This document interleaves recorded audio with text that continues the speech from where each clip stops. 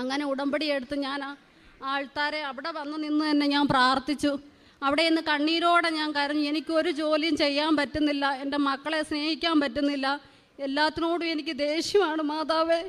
എനിക്കറിയില്ല എന്ത് ചെയ്യണമെന്നറിയില്ല. അമ്മ എനിക്കൊരു വിടുതൽ തരണമെന്ന് ഞാൻ അവിടെ നിന്ന് തന്നെ കരഞ്ഞു പ്രാർത്ഥിച്ചു. ഉടമ്പടിയിൽ ഞാൻ ആദ്യം വെച്ചതും അതുതന്നെയാണ്. എനിക്ക് ജോലി ചെയ്യാനായിട്ടുള്ള ഒരിത് തരണേ, എൻ്റെ മക്കളുടെ കാര്യങ്ങൾ നോക്കാൻ എനിക്ക് ആരോഗ്യം തരണം, എൻ്റെ കുഞ്ഞു കൊച്ചിനെ പോലും എനിക്ക് സ്നേഹിക്കാൻ പറ്റുന്നില്ല നടുവേദന മൂലം. ഞാൻ ഉടമ്പടി എടുത്ത് ഞാൻ വീട്ടിൽ ചെല്ലുന്നതിന് മുമ്പ് തന്നെ എൻ്റെ അമ്മ മാതാവ് എനിക്ക് പൂർണ്ണ സൗഖ്യം. പിന്നെ എനിക്ക് ഈ നിമിഷം വരെ ഒരു നടുവേദനയോ, അതോടൊപ്പം തന്നെ 2 വർഷമായി എനിക്ക് ഉപ്പൂറ്റിക്ക് കടുത്ത വേദന.